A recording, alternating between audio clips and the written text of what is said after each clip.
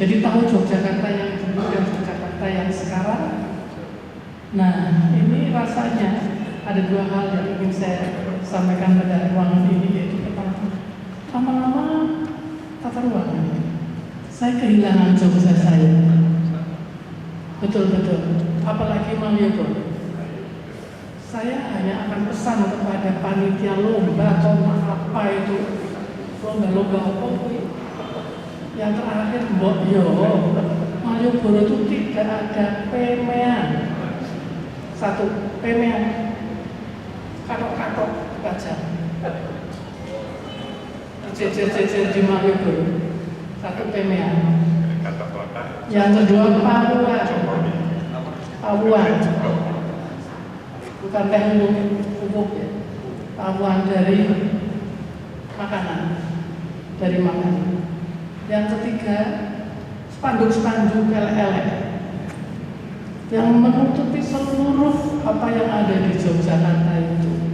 Jadi sudah saya kira tidak usah lomba-lomba itu dirisiki, sudah itu saya kira lebih bagus daripada sekarang kebak sepeda motor. Saya kira apapun yang akan terjadi kalau sepeda motornya itu nanti ngebaki Malioboro dari ujung utara ke ujung selatan, saya kira apapun yang diperbaiki tidak akan baik. Jadi itulah pesan saya. Dan kalau nanti beringin-beringin yang ada di kota baru itu sudah jadi gede-gede, itu piye? Padahal kota Yogyakarta didirikan di atas hutan beringin. Jadi saya kebetulan tahu tentang maket kota Yogyakarta dari Pangeran Hadiwijaya.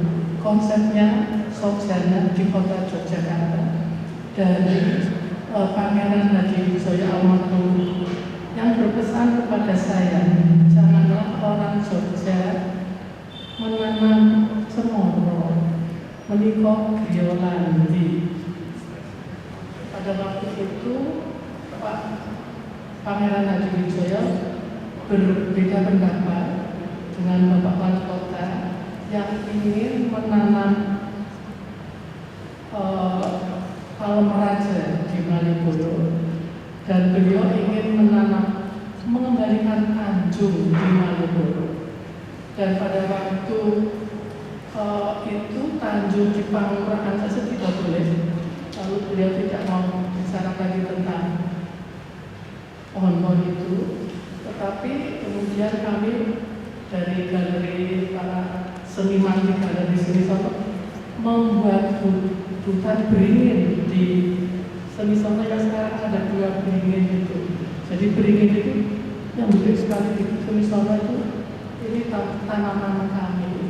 Dan saya menyesalkan kenapa birokrasinya pertanian itu juga tidak mengetahui sampai hari ini, karena kok selalu yang ditanam itu hal-hal yang baru-baru, dan itu sebetulnya tanaman-tanaman dulu itu banyak sekali yang bisa dikembalikan. Jadi kalau heritage kota itu saya kira tanamannya juga tanaman-tanaman yang dulu. Jadi ini saya kira perlu diperhatikan oleh siapa saja yang mengurusi kota ini. Dan yang kedua adalah perkara batik. Jadi saya merasa terangkat sebagai ketua dari Paguyuban Pencinta Batik Indonesia Sekarjaga, yang kami sudah berdiri 15 tahun yang lalu atas dasar untuk pelestarian dan pengembangan batik Indonesia karena batiknya hancur. Mengapa hancur? Karena banyak batik-batikan. Dan ini bukan batik sebenarnya, tetapi sekarang Malioboro seluruhnya menjadi toko batik yang batik-batikan tersebut. Kemarin kami mengadakan satu pameran yang merupakan pameran yang ke-150 berapa kalinya, dan itu hanya batik yang dibuat oleh orang Sinantara. Jadi ini Pak Robi, yang harus masuk di dalam World Craft Council itu hanya batik yang sesuai dengan UNESCO, karena inskripsi UNESCO itu juga dibuat di Yogyakarta. Jadi dengan banyak kemudahan yang kita dapat dari Sri Sultan Hamengkubuwono ke-10, kami dapat menuliskan inskripsi yang harus dijawab oleh pertanyaan-pertanyaan UNESCO itu, sampai juga acara-acara labuan-labuan dan segala macam acara ritual di kehidupan kita di Yogyakarta. Nah, yang tertinggal itu adalah kita belum sampai melink kepada kebudayaan Mataram kuno, dan juga belum sampai melink kepada Surakarta. Jadi kalau tadi mengatakan mungkin Jogja Solo dianggap lebih hebat Solonya, tapi saya sekarang di sini mengatakan lebih hebat Jogjanya. Mengapa? Mas Manu ada nggak? Mas Manu ada nggak? Mas Manu ini adalah orang yang bisa membaca serat-serat kuno, dan beliau mempunyai serat yang namanya Serat Jatisari, yaitu suatu dokumen budaya, suatu perjanjian budaya antara kakak adik yang mengharuskan Busono, Pusoko Mayang ya Pak? Diasto Pangeran Mangkubumi ke Yogyakarta. Jadi busana Mataram Islam itu ada di Yogyakarta sekarang. Lalu ternyata Mataram Islam itu di dalam sejarahnya yang kita akhirnya tahu itu banyak dibantu oleh medal kapulan di Mataram kuno. Jadi ternyata batik-batik kita itu umurnya sama dengan kebudayaan kita, karena batik kita sebetulnya adalah busana yang sama dengan hadirnya masyarakat Jawa waktu itu sampai hari ini. Jadi saya sangat optimistis bisa mendeklarasikan nantinya Yogyakarta sebagai craft batik dunia. Karena sampai hari ini walaupun ada samit-samit segala macam, itu semuanya itu mengacu kepada batik di Jawa. Dan batik di Jawa itu apakah itu di Salom, apakah di Madura, apakah di Tuban, itu hampir semua mengacu kepada Mataram. Dan yang lebih lucu lagi adalah kami sekarang sudah bisa menjawab tujuan orang-orang di luar bahwa Indonesia meniru patola dari India batiknya. Tapi kita sekarang sudah dapat menjawab bahwa patola India yang datang dari Indonesia itu bukan batik, tetapi batik Cakarayam itu dibuat oleh Sultan Agung di daerah Pleres. Dan sekarang daerah Pleres itu betul-betul menghasilkan batik nitik yang luar biasa indahnya, dan sekarang dimaui dunia Pak Menteri. Jadi kita sebenarnya sudah siap untuk mendunia, dan Jaya Suprana sudah memberikan kepada kami Sekar Jaka di Yogyakarta murid dunia untuk batik satwarna alam biru indigo merah Victoria, dan kami sekarang sedang bersusah payah untuk mencari satwarna merah untuk bulo kelopok kita, karena bendera kita adalah merah putih. Di masa yang akan datang, saya kira batik Jogja akan menjadi acuan seluruh dunia untuk mempunyai cenderamata di Jogja. Karena sekarang saja hampir semua kota-kota di Indonesia yang mempunyai batik printing itu memasarkannya di Yogyakarta.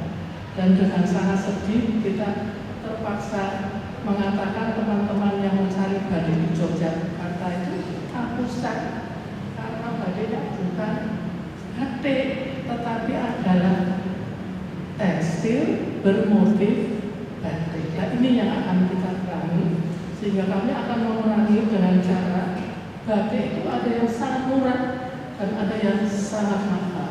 Jadi kami akan sekarang menggerakkan semua anggota kita untuk membuat batik yang murah dapat terjangkau oleh semua orang.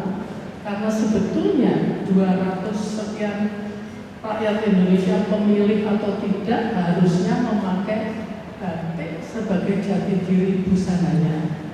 Ya, dan ini dapat dikerjakan kalau kita mempunyai institusi tadi Pak Rodi yang dapat masuk ke akar rumput sehingga hampir semua orang yang tidak mempunyai pekerjaan bisa masuk ke pembatikan. Karena Pak, ini akan mendatangkan kemakmuran. Dan yang terjadi adalah bahwa Indonesia tidak ada minyak, tidak ada hutan, yang ada hanya pariwisata, dan Jogja menjadi kota pariwisata yang paling hebat di Jawa ya. Sehingga saya sangat optimis kalau kita di Yogyakarta bisa bekerja sama, semua orang bersatu padu membangun batik yang betul, batik yang batik, bukan batik cuma batik-batikan. Itu saya kira kita dapat memberikan ke Yogyakarta suatu keistimewaan, dan Yogyakarta mempunyai apa yang dimaui oleh UNESCO, yaitu inskripsi batik yang mempunyai proses yang banyak, yang tertentu dengan malam yang panas dan cantik, tetapi mempunyai ragam hias yang bermakna. Dan ini filosofi. Tetapi sekarang banyak orang bicara filosofi, tapi tidak pernah belajar filsafat. Terima kasih. Terima kasih. Banyak sekali yang harus dicatat dan harus dibukukan. Bu Suryanto juga harus bikin buku ya. Linda, dipersilakan. Dan anak. Assalamualaikum, saya Linda, anak buahnya Sultan dan saya mungkin lebih banyak tanya ya karena sangat intriguing yang disampaikan oleh Mbak Ellen tadi tentang Paris ya. Permasalahan-permasalahan yang ada di Jogja mungkin dulu juga pernah ada di Paris gitu, cuma kita nggak tahu aja kan kita di Jogja gitu. Mungkin Mbak Ellen yang di Paris lebih tahu. Pertanyaan pertama saya adalah tentang social impacts dari jadi kota pusaka itu sendiri. Anda bilang tadi sejak tahun 91 Paris sudah jadi kota pusaka, apakah itu ada social impacts-nya? Nah, tadi sudah dibicarakan sedikit tentang economic impact, business impact, transportation impacts. Tapi ya karena mungkin saya belajar dengan sosial, saya tanya tentang social impacts. Sempat beberapa waktu yang lalu ada survei di halaman Facebook kita yang dilakukan oleh teman-teman arsitek.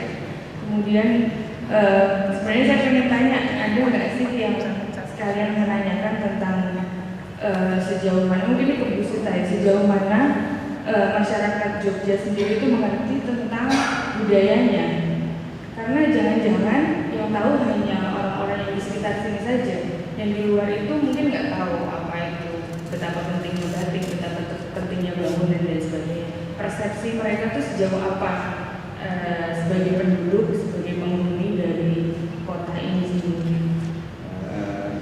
Karena itu terkait juga dengan pembuatan perdais gitu. Kalau kita bicara di tingkat di level akademisi, kita bicara di level decision makers, mungkin persepsi kepengertiannya jauh lebih dalam atau mungkin dangkal, saya juga nggak tahu dibandingkan dengan penduduk gitu. How far is it? How far is our willingness to document gitu, untuk mengerti juga masyarakat itu sebenarnya yang diinginkan seperti apa? Apa ya tuh sama dengan yang diinginkan oleh yang di atas gitu istilahnya. Karena saya belum ada yang bicara tentang rakyat Jogja itu maunya apa kalau kita bicara tentang perdais. Mungkin itu nih. Kembali ke Paris, peraturan hukum yang ada untuk kota pusaka di Paris itu diaturnya di level apa ya? Apakah di level arrondissement atau di level Paris sebagai kotanya, atau bagaimana? Saya hanya ingin tahu itu saja. Baik, matur nuwun. Terima kasih Mbak Linda. Ini dokter lulusan Amerika, bidangnya hukum, dan nanti ini kayak tadi dituntut oleh Pak Dendi bagaimana regulasi untuk bisa sampai ke perilaku manusia ketika dalam sebuah tata ruang ini juga naturalnya. Tadi juga mengenai social impact dengan masyarakat, saya pikir ada satu kelak berkomentar. Saya ingin mengundang Mas Hairul Salim nih, sebagai orang yang mempelajari tentang perilaku manusia begitu, mungkin ada satu komen gitu ya, bagaimana dengan Jogja. Monggo, sebelum nanti kita langsung ke ada yang menyampaikan. Terima kasih Bapak Ibu sekalian. Pertanyaan saya sederhana, di mana menempatkan hal yang baru, yang modern. Misalnya Jogja itu sekarang kan kulinernya macam-macam. 25 tahun yang lalu saya datang, saya cari makanan daerah saya susah sekali. Sekarang banyak sekali. Dan bukan daerah saya aja, daerah lain juga. Nah, yang modern seperti ini di mana ditempatkan? Yang kedua sebenarnya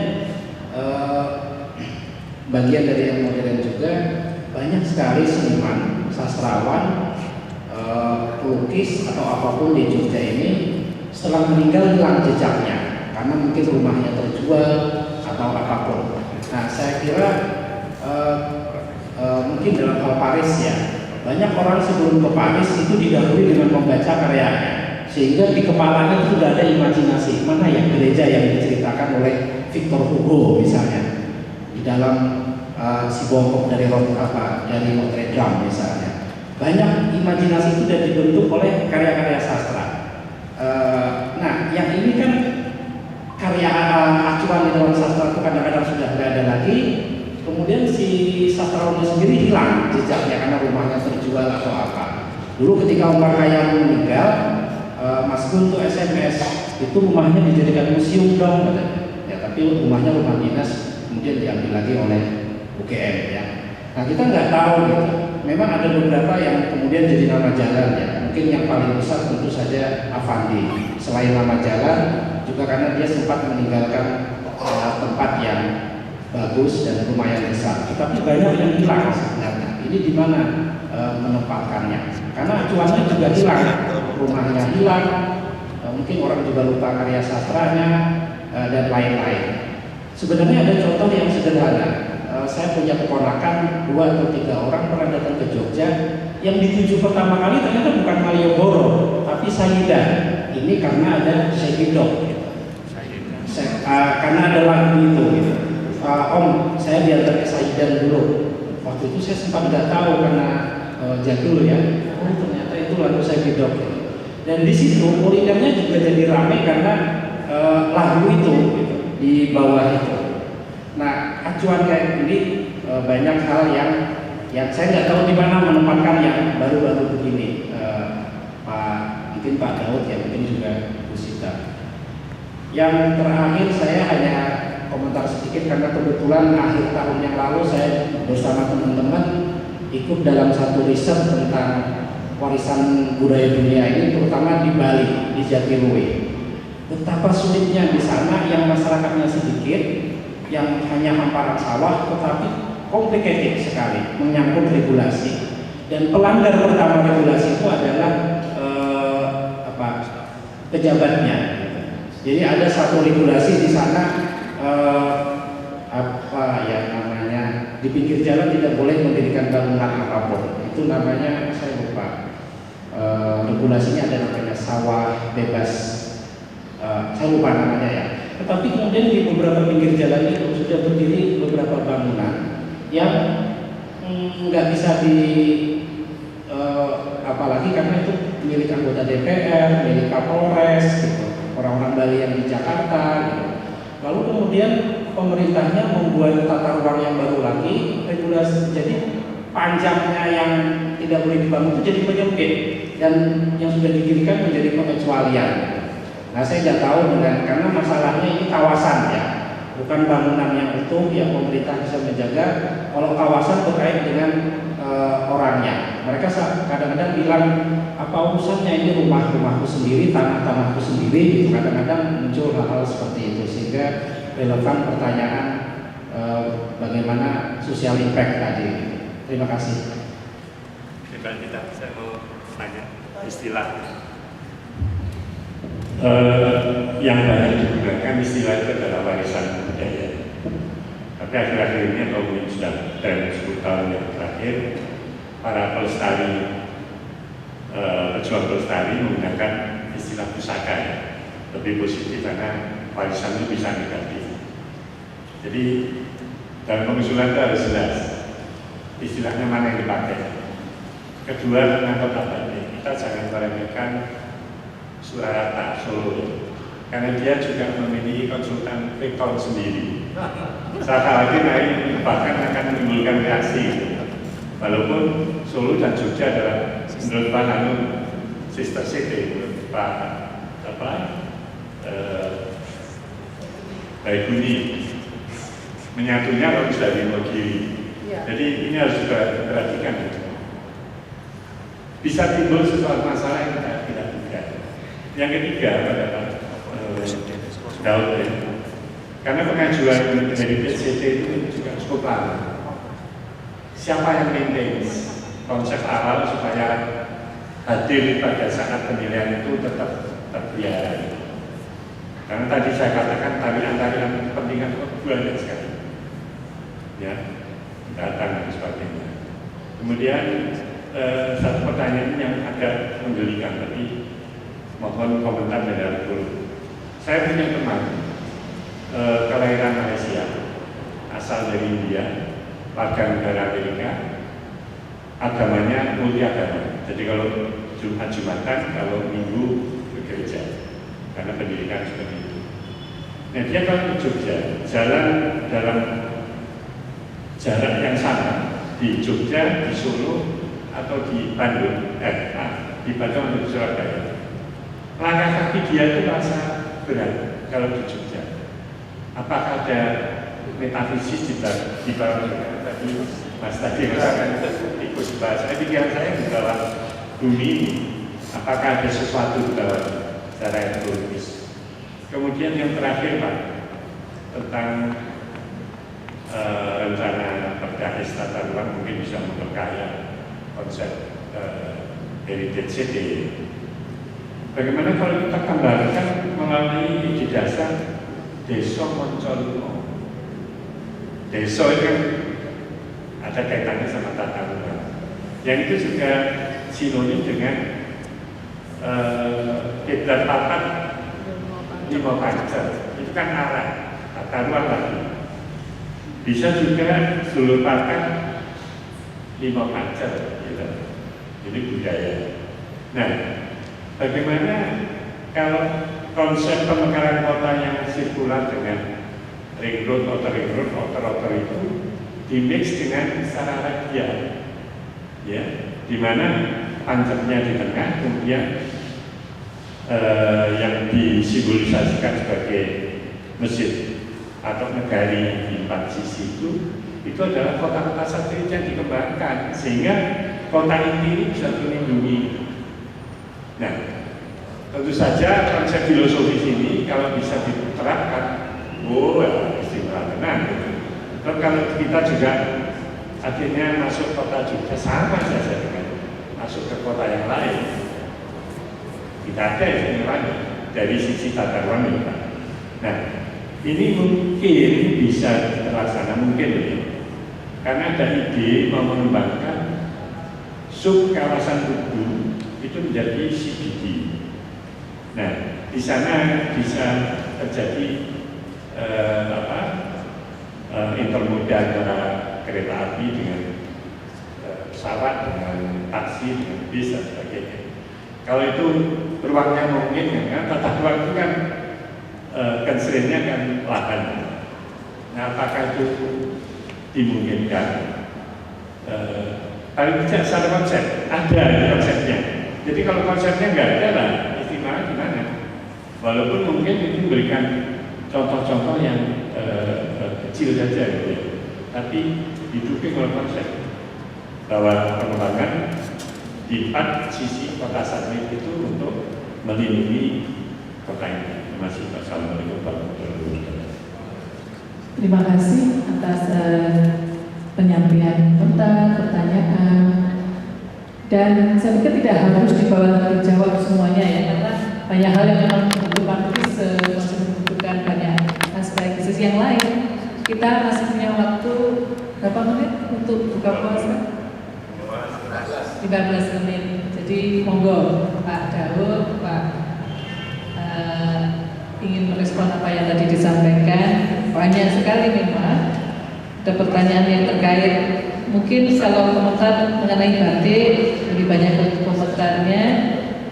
Institusi tadi yang kemarin juga Pak Arnold pernah membahas perlunya institusi yang bersama, yang perdagangan juga mau bikin, kebudayaan mau bikin, mungkin nanti bisa disampaikan. Kemudian tadi ada pertanyaan mengenai social impact. Kira-kira bagaimana masyarakat Jogja untuk tahu tentang maunya itu apa?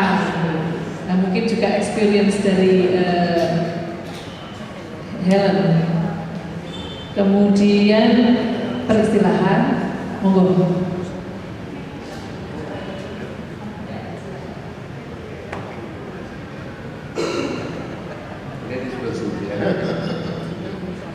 Oke Pak Dendi, saya belum informasikan ke Pak Dendi. Membership kita di World Club Council itu yang jadi anggota adalah Dewan Kerajinan Nasional. Lalu kita Jogja yang mengajukan deklarasi, kita namanya di situ paketnya itu. Mudah-mudahan yang lancar ya Pak Dendi ya.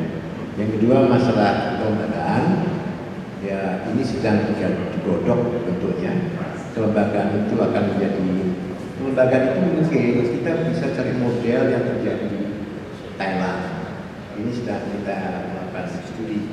Thailand kan sangat berhasil bagaimana peran kultural terhadap kegiatan ekonomi di Thailand. Bahkan kalau saya masuk sedikit di tingkat mulai di tingkat undang-undang negara sampai di tingkat perda itu diatur. Sedangkan di Jogja memang kita tahu tidak ada satu perda pun yang mengatur yang berkaitan dengan koneksi dengan heritage kita. Belum ada, yang ada mungkin nasional. Yang tadi bahwa bilang tentang ordonasi ke pustakaan itu kan umurnya 50 tahun dan so on kan. Ya salah satu kan kita kan tidak hanya UNESCO yang menjadi alat untuk kita menyatakan itu sebuah heritage. Komunitas juga bisa, rumah tangga pun bisa. Saya sendiri rumah tangga juga heritage, bisa. Saya kira ini mungkin heritage as pengetahuan perlu disosialisasikan pada orang. Karena heritage jangan sampai hanya disederhanakan di tingkat UNESCO. Karena sudah masuk ke diplomatik politik, culture politik itu nanti diribetkan dengan mekanismenya. Kami untuk ikut World Club Council pun tidak ingin terlalu sibuk di soal prosedur. Kita mau masuk ke substansi. Maka saya belajar banyak dari Ibu Sendor. Kita tidak akan hanya ditunjuk sebagai city of Jogja. Substansi yang kita cari, momentumnya yang kita cari. Gitu ya. Ya, Pak, terima kasih. Ya, ini memang ada beberapa ya. Jadi memang untuk yang kita rencanakan, yang kita pikirkan, yang kita diskusikan, misalnya seperti pengembalian flora sepanjang Malioboro itu memang kita akan kembalikan itu. Dan moga-moga itu nanti akan kembali.